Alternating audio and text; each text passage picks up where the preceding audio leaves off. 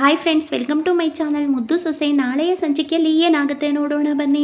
ಶುರುವಿನಲ್ಲಿ ಈ ಕಡೆ ಸುಭಾಸ್ಗಂತೂ ಒಂದು ಕಡೆ ನಿಂತ್ಕೊಂಡು ಬಂದಿರೋ ಪ್ಲ್ಯಾನ್ ಎಲ್ಲ ಉಲ್ಟಾಗೋಯ್ತು. ಆ ಕಾಯಿ ಏನಾದರೂ ನನಗೆ ಸಿಕ್ಕಿದ್ದಿದ್ರೆ ನಾನು ಹೋಗಿ ಮಾವನ ಹತ್ರ ಒಳ್ಳೆ ಹೆಸರು ಪಡ್ಕೋಬೋದಿತ್ತು. ಹೇಗಾದರೂ ಮಾಡಿ ಮಾವನನ್ನು ಮನೆಗೆ ಸೇರಿಸ್ಕೊತಾ ಇದ್ದ. ಹಾಗಂತ ಮಾತ್ರಕ್ಕೆ ಆ ಹುಳ ಹತ್ರ ಕಚ್ಚಿಸ್ಕೊಂಡು ನಾನೇನಾದರೂ ಇಲ್ಲಿ ನೆಗೆದು ಬಿದ್ದು ಹೋದರೆ ಆಮೇಲೆ ನನ್ನನ್ನು ಯಾರು ಕಾಪಾಡ್ತಾರೆ? ಬೇಡ ಬೇಡ, ವಾಪಸ್ಸು ಮನೆಗೆ ಹೋಗೋದೇ ಬೆಸ್ಟು ಅನಿಸುತ್ತೆ ಅಂತ ಸುಭಾಸ್ ಯೋಚನೆ ಮಾಡ್ತಾ ಇರ್ತಾರೆ. ಈ ಕಡೆ ಇಲ್ಲಿ ವಿದ್ಯಾ ಅಂತೂ ಹುಡ್ಕಾಡ್ತಾ ಇರ್ತಾರೆ. ಗೌಡ್ರು ಎಲ್ಲಿ ಹೋದ್ರೋ ಏನೋ ಅಂತ ಹೇಳಿ ಕೂಗ್ತಾರೆ ಒಂದ್ಸರಿ. ಗೌಡ್ರೆ ಗೌಡ್ರೆ ಎಲ್ಲಿದ್ದೀರಾ ಗೌಡ್ರೆ? ನನಗೆ ಸಿಕ್ತು ಗೌಡ್ರೆ, ಕಾಯಿ ಸಿಕ್ತು ಅಂತ ವಿದ್ಯಾ ಜೋರಾಗಿ ಕಿರ್ಚುತ್ತಾ ಇರ್ತಾರೆ. ಅದನ್ನು ಕೇಳಿಸಿಕೊಂಡ ಸುಭಾಸ್, ಇದೇನಿದು? ಅಲ್ಲ, ಈ 3 ಅಡಿ ಕಾಡಿಗೆ ಬಂದಿತ್ತ, ಅಷ್ಟಕ್ಕೂ ಇವಳು ಯಾಕೆ ಬಂದಿದ್ದಾಳೆ? ಇವಳೇನು ಕಿರ್ಚುತ್ತಾ ಇದ್ದಾಳಲ್ಲ, ಕೇಳಿಸ್ಕೊಳ್ಳೋಣ ಅಂತ ಮತ್ತೆ ಇಲ್ಲಿ ಅನ್ಕೊತಾ ಇರ್ತಾರೆ. ಆಗ ಗೌಡ್ರೆ ಎಲ್ಲಿದ್ದೀರಾ, ನನಗೆ ಕಾಯಿ ಸಿಕ್ಕಿದೆ ಅಂತ ಹೇಳ್ತಾರೆ. ಹಾಗಾದರೆ ನಾನು ಹುಡುಕ್ತಾ ಇರೋ ಕಾಯಿ ಇವಳಿಗೆ ಸಿಕ್ಬಿಟ್ಟಿದ್ಯಾ? ಇಲ್ಲ, ಯಾವುದೇ ಕಾರಣಕ್ಕೂ ಇವಳಿಗೆ ಸಿಗಬಾರ್ದು. ಅದನ್ನು ಹೇಗಾದರೂ ಮಾಡಿ ನಾನೇ ಎತ್ಕೋಬೇಕು. ಅವಳು ಎಲ್ಲಿದ್ದಾಳೆ ಅಂತ ಮೊದಲು ಅಲ್ಲಿಗೆ ಹೋಗಬೇಕು ಅಂತ ಸುಭಾಸ್ ಯೋಚನೆ ಮಾಡಿಕೊಂಡು ಇಲ್ಲಿ ಅವಳಿಗೆ ಔಷಧಿ ಯಾವುದೇ ಕಾರಣಕ್ಕೂ ಅವಳು ತೊಗೊಂಡು ಹೋಗಬಾರ್ದು. ಒಂದು ವೇಳೆ ಮೊದಲೇ ತಲೆ ಮೇಲೆ ಇಟ್ಕೊಂಡಿದ್ದಾರೆ, ಈ ಔಷಧಿ ಇವಳೇ ತಗೊಂಡೋಗಿ ಕೊಟ್ಟಿದ್ದಂತ ಗೊತ್ತಾದರೆ ಖಂಡಿತವಾಗ್ಲೂ ಇವಳನ್ನ ಮಹಾರಾಣಿ ಥರ ನೋಡ್ಕೊತಾರೆ. ಇಲ್ಲ, ಅದಕ್ಕಂತೂ ನಾನು ಅವಕಾಶ ಮಾಡಿಕೊಡಲ್ಲ. ಅವಳ ಕೈಯಲ್ಲಿರೋ ಔಷಧಿ ನನ್ನ ಪಾಲಾಗಬೇಕು ಅಂತ ಹೇಳಿ ಸುಭಾಸ್ ತುಂಬಾ ಖುಷಿಯಿಂದ ಹೋಗ್ತಾ ಇರ್ತಾರೆ. ಈ ಕಡೆ ಅಜ್ಜಮ್ಮ ಅಂತೂ ತುಂಬಾ ಭಯದಲ್ಲಿರ್ತಾರೆ. ಅಯ್ಯೋ ದೇವರೇ, ನನ್ನ ಕಣ್ಮುಂದೆನೇ ನನ್ನ ಶಿವರಾಮಗೆ ಏನಾಗುತ್ತೋ ದೇವರೇ, ಯಾವುದೇ ಕಾರಣಕ್ಕೂ ಶಿವರಾಮಗೆ ಏನಾಗಬಾರ್ದು. ಈ ಭದ್ರ ಇಷ್ಟೊತ್ತಾದರೂ ಬಂದಿಲ್ಲ ಅಲ್ಲ, ಶಿವರಾಮನ ಗತಿ ಏನು ಮಾಡೋದು ಅಂತ ಹೇಳ್ತಾ ಇರ್ತಾರೆ. ಆಗ ಮೋಹನ ಕೂಡ, ಅತ್ತೆ ನನಗೂ ಕೂಡ ದಾರಿ ಕಾಣಿಸ್ತಾ ಇಲ್ಲ ಅತ್ತೆ, ನನಗೂ ಕೂಡ ಸಾನಿ ಭಯ ಆಗ್ತೈತೆ ಅಂತ ಇಲ್ಲಿ ಮೋಹನ ಹೇಳ್ತಾ ಇರ್ತಾರೆ. ಆಗ ಡಾಕ್ಟರ್ ಬಂದುಬಿಟ್ಟು, ನೋಡಿ ನಿಮ್ಗೆ ಎಷ್ಟೇ ಹೇಳಿದ್ರು ನೀವು ನನ್ನ ಮಾತು ಕೇಳಲಿಲ್ಲ. ಅವತ್ತಿನ್ನೇ ಆಸ್ಪತ್ರೆಗೆ ಹೋಗಿದ್ದಿದ್ರೆ ಅವ್ರಿಗೆ ಯಾವ ಅಪಾಯನೂ ಆಗ್ತಾ ಇರಲಿಲ್ಲ. ಆದರೆ ಈಗ ಅವರು ತುಂಬ ಕ್ರಿಟಿಕಲ್ ಆಗಿದ್ದಾರೆ, ಅವ್ರ ಪ್ರಾಣಕ್ಕೆ ತುಂಬಾ ಅಪಾಯ ಆಗುತ್ತೆ ಅಂತ ಡಾಕ್ಟರ್ ಹೇಳ್ತಾರೆ. ಅಯ್ಯೋ ಡಾಕ್ಟರ್, ಯಾಕೆ ಹಿಂಗೆ ಮಾತಾಡ್ತಾ ಇದ್ದೀರಾ? ಯಾವುದೇ ಕಾರಣಕ್ಕೂ ಹಾಗಾಗಬಾರ್ದು, ಶಿವರಾಮಂಗೆ ಏನೂ ಆಗಬಾರ್ದು ಅಂತ ಇಲ್ಲಿ ಅಜ್ಜಮ್ಮ ಹೇಳ್ತಾ ಇರ್ತಾರೆ. ನಾವೇನು ಮಾಡಲಿ, ನಾವು ಮಾಡೋ ಪ್ರಯತ್ನ ಮಾಡ್ತಾ ಇದ್ದೀವಿ, ಆದರೆ ಅವರು ನಮ್ಮ ಮೆಡಿಷನ್ಗೆ ಅವರು ಇದು ಮಾಡ್ತಾ ಇಲ್ಲ, ನಾನು ಏನು ಮಾಡಲಿ ಅಂತ ಡಾಕ್ಟರ್ ಹೇಳ್ತಾ ಇರ್ತಾರೆ. ಆಗ ಅಜ್ಜಮ್ಮಗೆ ಇನ್ನಿಷ್ಟು ಭಯ ಶುರುವಾಗ್ತಾ ಇರುತ್ತೆ.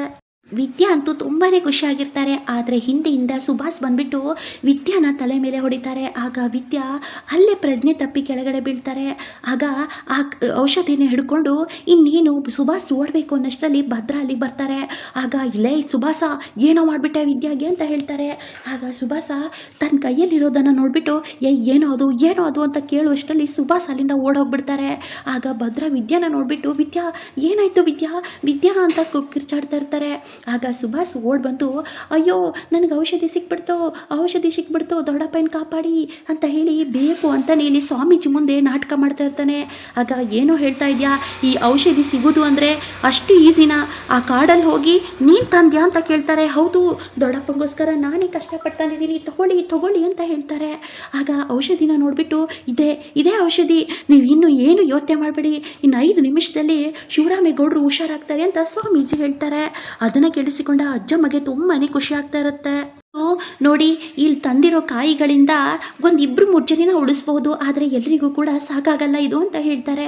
ಅದನ್ನು ಕೇಳಿಸಿಕೊಂಡ ಎಲ್ಲರೂ ಕೂಡ ಶಾಕ್ ಆಗ್ತಾರೆ. ಆದರೆ ಮೊದಲು ಶಿವರಾಮೇಗೌಡರಿಗೆ ಹಾಕಬೇಕು ಅಂತ ಶಿವರಾಮೇಗೌಡರಿಗೆ ಶುರು ಮಾಡ್ತಾರೆ. ಆಗ ಸಾವಿತ್ರಿ, ಅಯ್ಯೋ ಇದೇನಿದು, ಲೇ ಸುಭಾಸ, ಮೊದಲು ನನ್ನ ಪ್ರಾಣ ಕಾಪಾಡಲಾ, ನಿನಗೆ ಏನು ಬೇಕಾದರೂ ಮಾಡ್ತೀನಿ ಕಣ್ಲ, ನಿನ್ನ ದಮ್ಮಯ್ಯ ಅಂತೀನಿ ಕಣ್ಲ, ಈಗಾಗಲೇ ತುಂಬ ಜನ ಸತ್ತೋಗ್ತವ್ರೆ, ಇನ್ನು ನಾನು ಸತ್ತೋಗ್ಬಿಟ್ರೆ ಹೇಗ್ಲಾ, ದಯವಿಟ್ಟು ನನಗೆ ಸಹಾಯ ಮಾಡಲಾ ಅಂತ ಹೇಳ್ತಾ ಇರ್ತಾರೆ.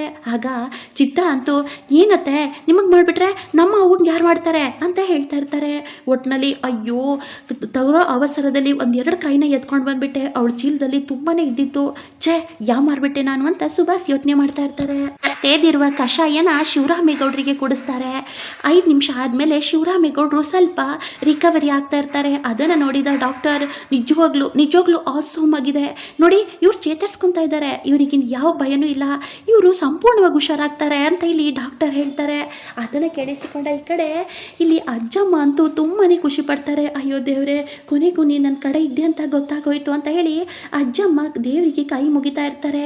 ಮತ್ತೆ ಈ ಕಡೆ ಇಲ್ಲಿ ಮತ್ತುಳಿದವರಿಗೆ ಯಾರಿಗೆ ಕೊಡಬೇಕು ಅಂತಲೂ ಕೂಡ ಗೊತ್ತಾಗ್ತಾ ಇರಲ್ಲ. ಈಶ್ವರಿ ನನಗೆ ಕುಡಿಸಿ ಅಂತ ಹೇಳ್ತಾ ಇರ್ತಾರೆ, ಸಾವಿತ್ರಿ ನನಗೆ ಕುಡಿಸಿ ಅಂತ ಹೇಳ್ತಾ ಇರ್ತಾರೆ. ಆಗ ಏನು ಮಾಡೋದು, ಯಾರಿಗೆ ಇದನ್ನು ಕುಡಿಸ್ಲಿ ಅಂತ ಇಲ್ಲಿ ಸ್ವಾಮೀಜಿ ಕೇಳ್ತಾ ಇರ್ತಾರೆ. ಈ ಕಡೆ ಈಶ್ವರಿಗೆ ಔಷಧಿನೂ ಕೊಡಿಸ್ತಾರೆ. ಆಗ ಈಶ್ವರಿ ಕೂಡ ಚೇತರಿಸ್ಕೊಂಡಿರ್ತಾರೆ. ಆದರೆ ಸಾವಿತ್ರಿಗೆ ಔಷಧಿನೇ ಇರ್ತಾ ಇರಲ್ಲ. ಆಗ ಸಾವಿತ್ರಿಗೆ ತುಂಬಾ ಕ್ರಿಟಿಕಲ್ ಆಗ್ತಾ ಇರುತ್ತೆ. ಬಾಯಲ್ಲೆಲ್ಲ ನೊರೆ ಬರ್ತಾ ಇರುತ್ತೆ. ಆಗ ಡಾಕ್ಟರ್ ಚೆಕಪ್ ಮಾಡಿಬಿಟ್ಟು ನೋಡಿ ಇವರು ಬದುಕೋದು ತುಂಬಾ ಕಷ್ಟ ಅನ್ನಿಸ್ತಾ ಇದೆ, ನೋಡಿ ಬಾಯಲ್ಲೆಲ್ಲ ನೊರೆ ಬಂತು ಅಂದರೆ ಇವ್ರ ಜೀವಕ್ಕೆ ತುಂಬಾ ಕಂಟಕ, ಇವರು ಬದುಕೋದು ಗ್ಯಾರಂಟಿ ಇಲ್ಲ ಅನ್ನಿಸ್ತಾ ಇದೆ ಅಂತ ಡಾಕ್ಟರ್ ಹೇಳ್ತಾರೆ. ಅದನ್ನು ಕೇಳಿಸಿಕೊಂಡ ವಿನಂತಿ ಅಂತೂ ಇಲ್ಲ ಡಾಕ್ಟರ್ ಆ ಥರ ಹೇಳಬೇಡಿ ಡಾಕ್ಟರ್, ನನ್ನ ಅವ್ವಂಗೆ ಏನೂ ಆಗಬಾರ್ದು ಅಂತ ಹೇಳಿ ಕಣ್ಣೀರು ಹಾಕ್ತಾರೆ. ಏನು ಡಾಕ್ಟ್ರೆ ಏನು ಮಾತಾಡ್ತಾ ಇದ್ದೀರಾ, ಸಾವಿತ್ರಿಗೆ ಏನೂ ಆಗಲ್ಲ, ದಯವಿಟ್ಟು ನನ್ನ ಸಾವಿತ್ರಿನ ಕಾಪಾಡಿ ಅಂತ ಅಜ್ಜಮ್ಮನು ಕೂಡ ಬೇಡಿಕೊತಾ ಇರ್ತಾರೆ. ಆಗ ಸುಭಾಷ್ಗೆ ಏನು ಮಾಡಬೇಕು ಅಂತಲೂ ಕೂಡ ಗೊತ್ತಾಗ್ತಾ ಇರಲ್ಲ. ಈ ಕಡೆ ಭದ್ರನು ಕೂಡ ಔಷಧಿನ ಹಿಡ್ಕೊಂಡು ಇಲ್ಲಿ ವಿದ್ಯಾ ಎದ್ದೇಳು ವಿದ್ಯಾ ಅಂತ ಕಣ್ಣೀರು ಹಾಕ್ತಾ ಇರ್ತಾರೆ. ಆಗಲ್ಲ, ಮೊದಲು ವಿದ್ಯಾನ ಎತ್ಕೋಬೇಕು ಅಂತ ಹೇಳಿ ವಿದ್ಯಾನ ಎತ್ಕೊಂಡು ಭದ್ರ ತುಂಬಾ ನಡ್ಕೊಂಡು ಬರ್ತಾ ಇರ್ತಾರೆ. ಭದ್ರಗೂ ಕೂಡ ತುಂಬಾ ಒಂದು ಕಣ್ಣೆಲ್ಲ ಏನೋ ಒಂಥರ ಮಂಜು ಆಗ್ತಾ ಇರುತ್ತೆ. ಆದರೂ ಕಷ್ಟಪಟ್ಟು ವಿದ್ಯಾನ ಇಲ್ಲಿ ಕರ್ಕೊಂಡು ಬಂದೇ ಬಿಡ್ತಾರೆ. ಆಗ ಎಲ್ಲರೂ ಕೂಡ ಯೋಚನೆ ಮಾಡ್ತಾ ಇರುವಾಗ ಭದ್ರ ಬಂದುಬಿಟ್ಟು ಯಾರು ಯೋಚನೆ ಮಾಡೋ ಅವಶ್ಯಕತೆ ಇಲ್ಲ, ಇದರಲ್ಲಿ ತುಂಬ ಕಾಯಿಗಳಿದೆ, ತಗೊಳ್ಳಿ ಸ್ವಾಮೀಜಿ ಅಂತ ಕೊಡ್ತಾರೆ. ಆಗ ಸ್ವಾಮೀಜಿ ಅದನ್ನು ನೋಡಿ ಅದನ್ನು ಎಲ್ಲವನ್ನ ತೇದಿ ಎಲ್ರಿಗೂ ಕೂಡ ಕೊಡಿಸ್ತಾರೆ. ಆಗ ಇಲ್ಲಿ ಸಾವಿತ್ರಿ ಎಲ್ಲರೂ ಕೂಡ ಪ್ರಾಣಾಪಾಯದಿಂದ ಉಳಿತಾರೆ. ಈ ಕಡೆ ಭದ್ರ ಮತ್ತು ವಿದ್ಯಾನ ಅವಸ್ಥೆ ನೋಡಿ ಎಲ್ಲರೂ ಕೂಡ ಶಾಕ್ ಆಗ್ತಾರೆ. ಅಜ್ಜಮ್ಮ ಬಂದ್ಬಿಟ್ಟು ಲೇ ಭದ್ರ ವಿದ್ಯಾಗೆ ಏನಾಯಿತು ಅಂತ ಕೇಳ್ತಾ ಇರ್ತಾರೆ. ಏನಾಯ್ತಾ, ಇಷ್ಟೆಲ್ಲ ಔಷಧಿಗೋಸ್ಕರ ವಿದ್ಯಾ ತುಂಬಾ ಕಷ್ಟಪಟ್ಟಿದ್ಲು, ಆ ಹುಳಗಳ ಹತ್ರ ಎಲ್ಲ ಹೋಗಿ ಅವಳೇ ಹೋರಾಡಿ ಔಷಧಿನ ಎತ್ಕೊಂಡು ಬಂದಿದ್ಲು. ಆದರೆ ಈ ಸುಭಾಸ ವಿದ್ಯನಿಗೆ ಹೊಡೆದ್ಬಿಟ್ಟು ಅಲ್ಲಿಂದ ಓಡ್ ಬಂದಿದ್ದಾನೆ ಅಂತ ಹೇಳ್ತಾರೆ.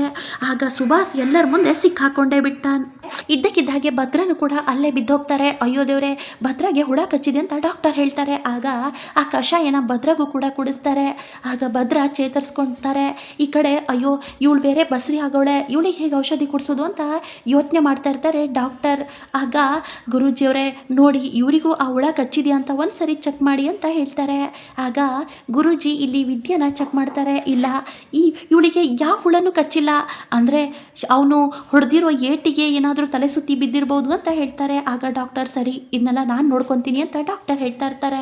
ಶಿವರಾಮೇಗೌಡರಿಗೆ ತುಂಬಾ ಖುಷಿ ಆಗುತ್ತೆ. ಲೇ ಭದ್ರಾ, ಇಷ್ಟು ಸಾಹಸ ಪಟ್ಟು ನೀವಿಬ್ಬರು ಹೋಗಿ ನಮ್ಮ ಪ್ರಾಣನ ಉಳಿಸ್ಬಿಟ್ರಲ್ಲೋ, ಇಷ್ಟು ಜನರ ಪ್ರಾಣ ಉಳಿಸಿದ್ಯಾ, ನನ್ನ ಮಗ ಅದಕ್ಕಿದ್ದಕ್ಕೂ ಸಾರ್ಥಕ ಆಯಿತು ಕಣ್ಲಾ, ಸಬಾಷ್ ಮಗನೇ ಶಬಾಷ್ ಅಂತ ಹೇಳ್ತಾರೆ. ಆಗ ಭದ್ರ ಇಲ್ಲಿ ಸುಭಾಷ್ ಕೆನ್ನೆಗೆ ಸರಿಯಾಗಿ ಬಾರಿಸ್ತಾರೆ. ಎಷ್ಟು ಧೈರ್ಯ ನಿನಗೆ, ನನ್ನ ವಿದ್ಯೆ ಮೇಲೆ ಕೈ ಮಾಡಿಬಿಟ್ಟು ಅಲ್ಲಿಂದ ಓಡ್ ಹೋಗ್ತಾ ಇದೆಯಾ, ನಿನ್ನನ್ನು ಮಾತ್ರ ಇವತ್ತು ಯಾವುದೇ ಕಾರಣಕ್ಕೂ ಸುಮ್ಮನೆ ಬಿಡಲ್ಲ ಅಂತ ಹೇಳಿ ಭದ್ರ ಕೋಪ ಮಾಡಿಕೊಂಡು ಸುಭಾಸ್ಗೆ ಹೊಡೆಯಕ್ಕೆ ಹೋಗ್ತಾ ಇರ್ತಾರೆ. ಇಲ್ಲಿ ಎಲ್ಲರೂ ಕೂಡ ಹುಷಾರಾಗ್ತಾರೆ. ಮೊದಲು ನಾವು ಅಟ್ಟಿ ಸೇರ್ಕೊಳ್ಳೋಣ, ಯಾವುದೇ ಕಾರಣಕ್ಕೂ ಇಲ್ಲಿದ್ದರೆ ಮತ್ತೆ ಅಪಾಯ ತಪ್ಪಿದ್ದಲ್ಲ ಅಂತ ಹೇಳಿ ಎಲ್ಲರೂ ಕೂಡ ಮನೆ ಕಡೆ ಸೇರ್ಕೊತಾರೆ. ಆಗ ಮನೆಗೆ ಬಂದ ಶಿವರಾಮೇಗೌಡರು ವಿದ್ಯೆನ ನೋಡಿ ನಿಜವಾಗ್ಲೂ ವಿದ್ಯಾ ನಿನ್ನ ಮೆಚ್ಚಿಬಿಟ್ಟೆ ಕಣೆ ಅಂತ ಹೇಳ್ತಾರೆ. ನೋಡು, ಇನ್ಮೇಲೆ ಯಾವುದೇ ಕಾರಣಕ್ಕೂ ನೀನು ಅಲ್ಲಿರೋ ಅವಶ್ಯಕತೆ ಇಲ್ಲ ಅಂತ ಹೇಳ್ತಾರೆ. ಆಗ ಭದ್ರ ಮಾತ್ರ ವಿದ್ಯೆ ಮೇಲೆ ಪ್ರೀತಿ ಜಾಸ್ತಿ ಆಗ್ತಾ ಇರತ್ತೆ. ಕೊನೆಗೂ ಹುಳದಿಂದ ವಿದ್ಯಾ ಭದ್ರ ಒಂದಾಗ್ತಾರೆ. ಶಿವರಾಮೇಗೌಡರು ಮೆಚ್ಚಿನ ಸೊಸೆ ಆಗ್ತಾರೆ ವಿದ್ಯಾ. ಮುಂದೆ ಏನಾಗುತ್ತೆ ಅಂತ ಕಾದು ನೋಡೋಣ. ವಿಡಿಯೋ ಇಷ್ಟ ಆದಲ್ಲಿ ಒಂದು ಲೈಕ್ ಮಾಡೋ ಮಾತ್ರ ಮರಿಬೇಡಿ guys. Thank you so much.